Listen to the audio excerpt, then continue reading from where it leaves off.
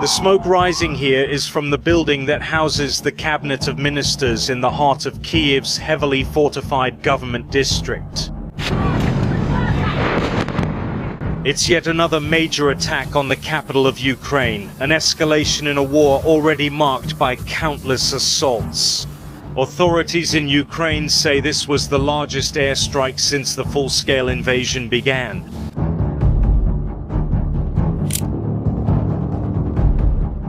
September 7th, 2025, 6:06 in the morning. In Kiev, Ukrainians were starting their morning routines when suddenly the sky filled with drones.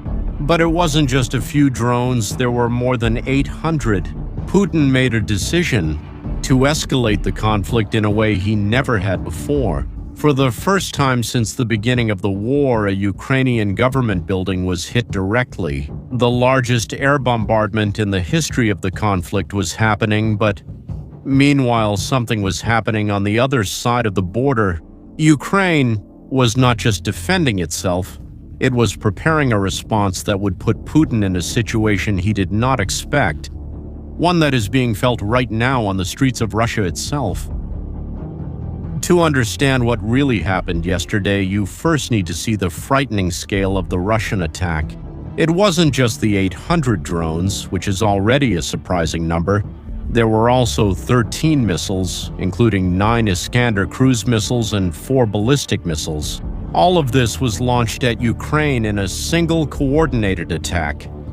The time the Russians chose was no coincidence either, 6:06 in the morning. That's the time when people are leaving for work, it's when children are going to school. Putin seemed determined to cause terror among the Ukrainian population, and the result of the attack was devastating. At least 4 people died, among them a mother and her baby who was only 3 months old. The blast wave from an explosion threw them out of the house. 44 people were injured. Residential buildings were hit directly and entire floors collapsed. Fires broke out in several parts of the city, and here's a point that few noticed, but it changes everything.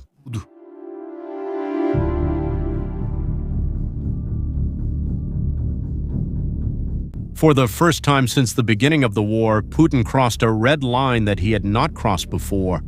The Ukrainian government building was hit. Yes, the political heart of Ukraine was in flames.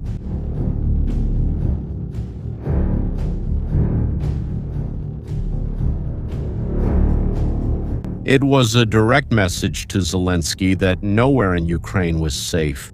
Now, the question everyone was asking was simple: how would Ukraine respond to these attacks? I'm Ukraine's Prime Minister Yulia Sviridenko. I am here in the government building where the first target during a period of total war was hit in the center of Kiev. We see the consequences of this attack, a fire covering 800 square meters. Our rescuers are still working here. Putin? Well, he probably expected it would be just another day of terror without any real consequences for Russia. But he was completely wrong. Ukraine changed its stance in the conflict some time ago. They went from mere defenders to determined attackers. A few hours later, while firefighters were still working in Kyiv, the first part of the Ukrainian retaliation began. 500 kilometers inside Russian territory, in the Krasnodar region, something exploded. The Ilsk oil refinery was on fire, but this was not just any refinery. It was one of the main refineries in southern Russia. It processed more than 6 million tons of oil per year. Its location near the Black Sea meant something very important: direct fuel for Russian troops in Crimea and occupied Ukraine. Attacking it was like cutting one of Putin's vital arteries. Want to know what happened after that? Well, the Russian authorities did what they always do. They said their air defenses worked perfectly. that only the wreckage of a Ukrainian drone fell on the refinery, that the fire at the refinery was small and quickly brought under control. But the videos told a different story. You could see black smoke rising high into the sky. The flames were visible from miles away. While Ilsk was still burning, the second part of the Ukrainian response was happening in the Bryansk region.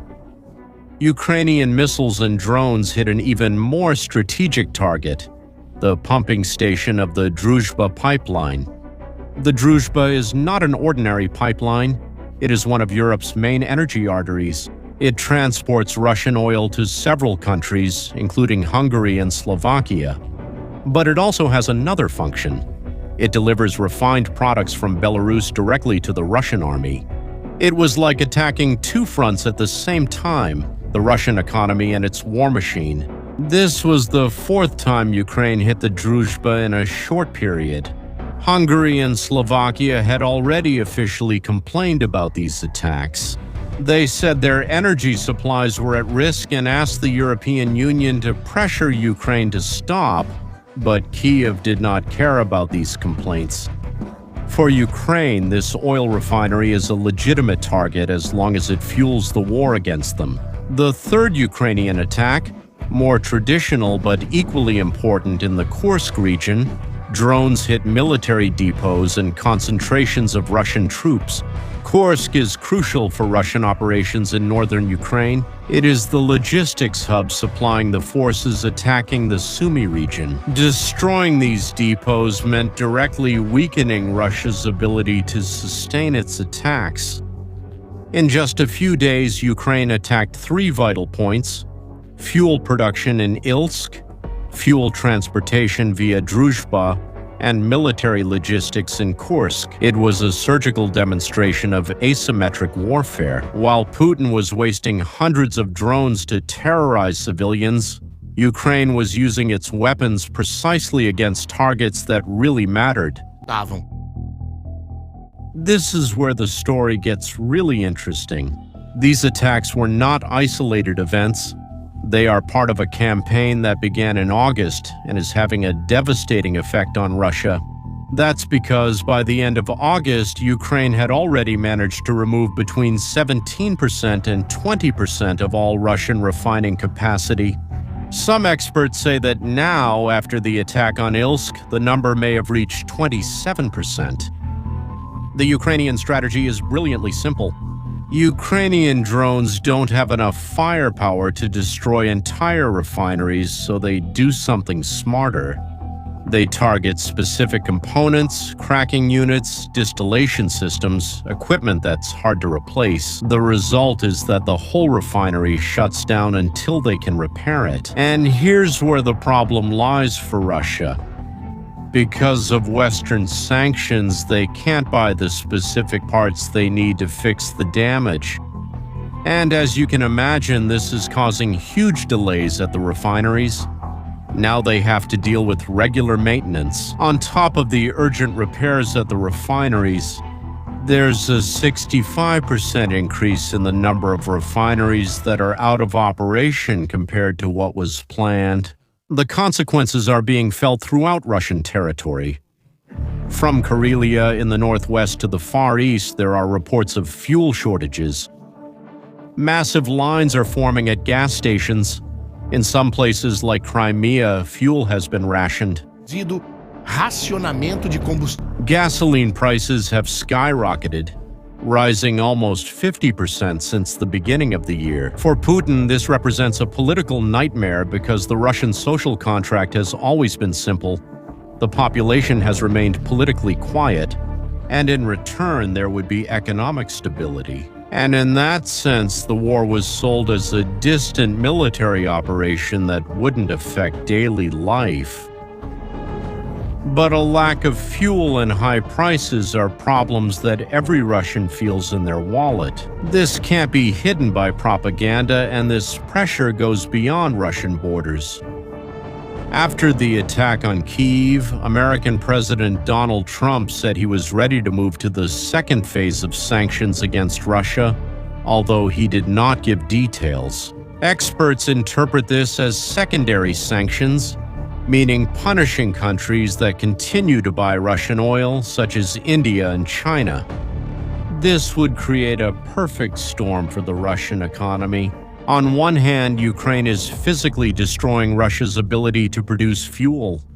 On the other hand, the United States could cut off Russia's ability to sell oil on the international market.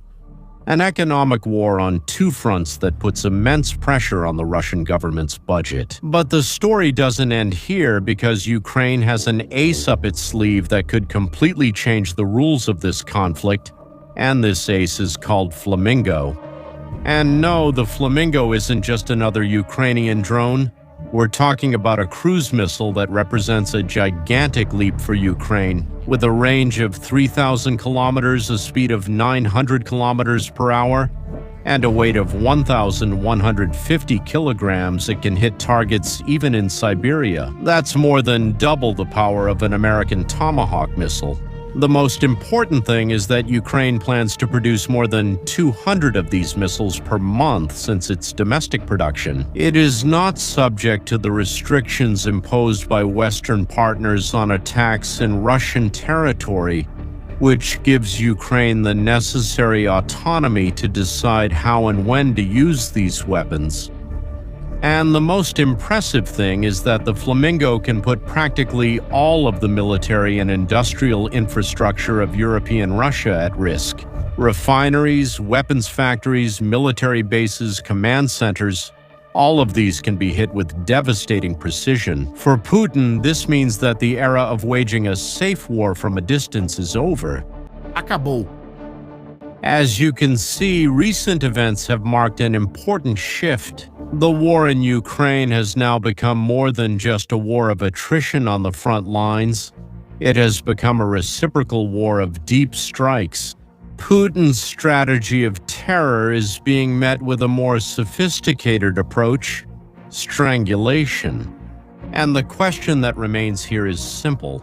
Look, Putin managed to terrorize civilians in Kyiv for a few hours, but woke up the next day with refineries on fire, pipelines cut, and lines for fuel in his own cities. Was all of this really worth it? The answer is, well, it's being written on Russia's streets now. Now I want to know your opinion. Do you believe that these coordinated attacks by Ukraine really have the ability to slow down the Russian machine in the long run? Leave your opinion in the comments. If you enjoyed this analysis, subscribe to the channel and share this video so more people can understand what's really happening in this conflict. See you next time.